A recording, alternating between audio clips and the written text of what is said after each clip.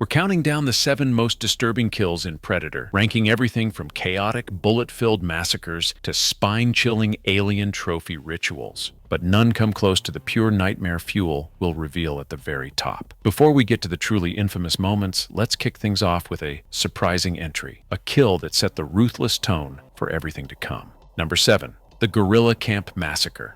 Dutch and his squad unleash a barrage of bullets, grenades, and flamethrowers on the unsuspecting jungle outpost, turning a covert rescue into a full-blown slaughter.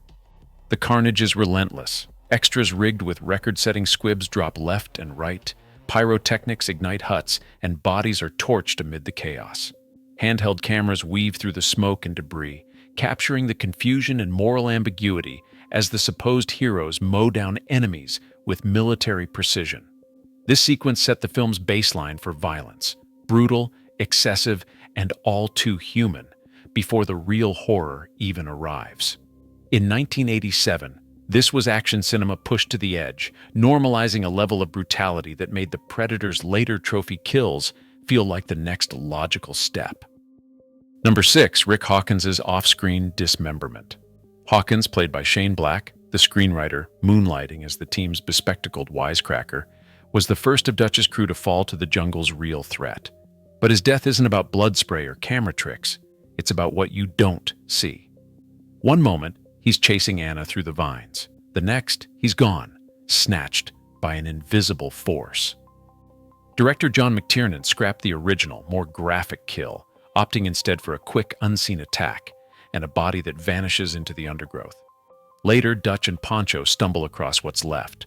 Hawkins, diced up and barely recognizable, scattered in pieces. The aftermath is all practical effects, silicone flesh, latex, and syrup blood, left for the audience to process in a single, sickening reveal. The imagination fills in the blanks, making this kill more disturbing than any on-screen gore. Sometimes, what's left unseen is what really sticks. Number 5. Blaine's cauterized chest blast. Jesse Ventura's Blaine towers over the squad, chewing tobacco and lugging the infamous minigun, Ol' Painless, like it's a toy. But swagger means nothing to the Predator's plasma cannon. One second, Blaine is scanning the jungle. The next, a searing blue bolt punches a fist-sized tunnel straight through his chest, cauterizing the wound so cleanly there's barely a drop of blood. The effect is surgical, almost clinical, and it leaves Ventura's character with a gaping, smoking hole. No time to bleed, just like he bragged earlier. The irony landed hard with audiences, but not as hard as the gore.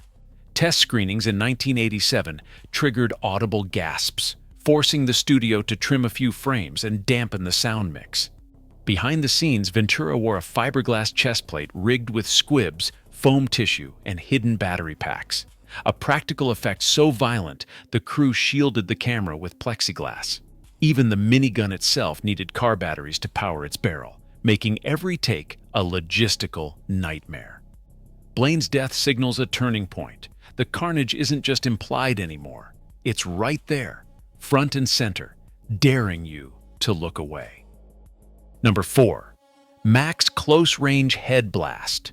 Bill Duke's Mac spends half the movie teetering on the edge, shaving his scalp raw, haunted by the jungle.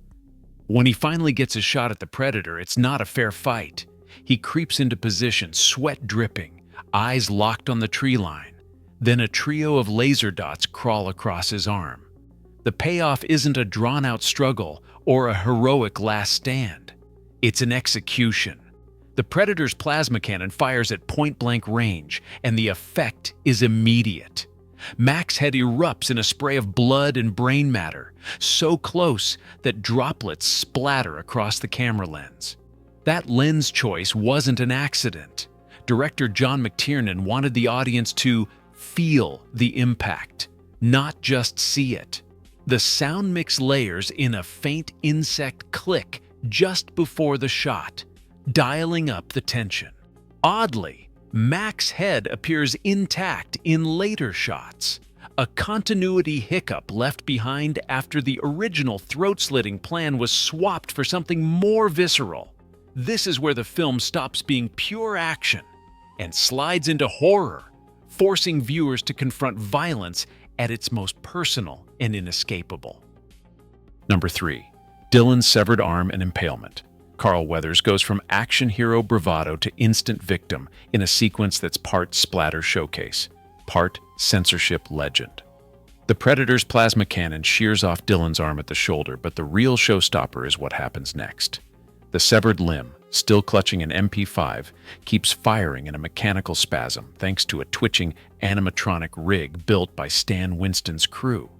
Weathers wore a harness with his real arm strapped behind his back, while a foam rubber prosthetic painted with silicone muscle and piped with vinyl blood tubes took the hit.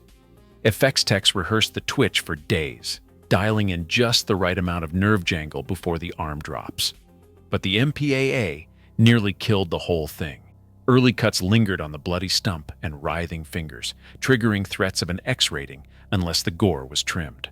Even after edits, the impalement that follows, Predator's wrist blades punching through Dylan's chest, had to be staged with a spring-loaded rig and compressed air blood squib, tested repeatedly for safety. The result? A mutilation so over the top it became a franchise benchmark, and a headache for the censors. In second place, the Predator's Meat Locker trophy display takes disturbing to a different level. When Dutch and his battered squad stumble into the jungle clearing, what they find isn't just another body. It's a tableau straight out of a nightmare. Blue light flickers over a row of hanging corpses, scalped and flayed, their flesh stripped down to raw muscle and bone. Fluids drip from the bodies, pooling beneath them and filling the air with a sense of rot and decay. These aren't quick kills or battlefield casualties. They're trophies, arranged with almost ritualistic care, a silent message from the Predator about who's really in control. This sequence doesn't just up the gore, it redefines the rules. The violence suddenly feels less like random slaughter and more like a calculated hunt, with each kill collected and displayed as proof of dominance. Behind the scenes, Stan Winston's team built full-scale dummies, layering latex, silicone, and painted foam to create the illusion of freshly butchered flesh. Concept art and storyboards reveal that the filmmakers saw this as the film's turning point, when the jungle stops being a war zone and becomes the Predator's personal hunting ground. Studio marketing steered clear of these images, keeping the flayed bodies out of posters and trailers, a move that matched the era's unwritten rule to never advertise your most grotesque secrets. In Predator, the Meat Locker scene transforms violence into ritual and sets the stage for the film's most infamous trophy kill. And finally, in first place, the spine-rip trophy kill that cemented Predator's reputation for pure, unfiltered horror. After Billy's last stand on the log, the aftermath delivers the film's most infamous image, the Predator tearing Billy's skull and spine from his corpse, claiming the ultimate trophy. This wasn't just a throwaway shock, it was the moment that made the monster. Stan Winston's crew spent weeks engineering the prosthetic, a cable-rigged torso with layered latex, blood gel, and a custom-built spinal column designed to ooze and glisten under the lights. The skull and vertebrae, painted with silicone washes and streaked with syrup blood, had to look freshly torn, sinew and nerve endings dangling in the jungle heat. Tom Woodruff Jr. called it the sequence that defined what the Predator was all about as a movie monster. Behind the scenes, things got intense. Crew members reportedly grew queasy as the effects team rehearsed the extraction, adjusting cable tension and blood flow to get the right balance between anatomical detail and sheer gore. The first takes were so graphic that the MPAA demanded trims. Frames of the actual rip were shortened, and the most explicit close-ups never made it to theaters. Even Jesse Ventura, who'd already seen his own chest blown apart, admitted, "That's the nastiest thing I've ever seen on set." No other moment in Predator matches the combination of technical mastery, raw brutality, and lasting impact. The spine rip didn't just end Billy's story. It became the signature of the franchise, the trophy ritual every sequel tried to top, but never quite equaled. For practical effects fans, it stands as the apex of late 80s gore. All cables, latex, and draw blood, executed with a reverence for the grotesque that still inspires awe decades later. From the brutal guerrilla massacre that set the film's violent tone to the iconic spine-rip trophy kill, that cemented Predator's place in cinematic horror history. This countdown has shown how the movie's most disturbing moments weren't just about gore, but about escalation, ritual, and technical mastery. Across all 7 entries, a clear pattern emerges. Each kill grows more personal and inventive, moving from chaotic human combat to the Predator's calculated hunt and grisly trophies.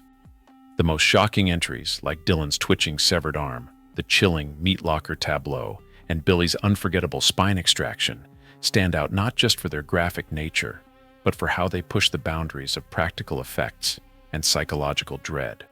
What qualified each moment wasn't just bloodshed, but how it advanced the film's shift from action spectacle to pure horror.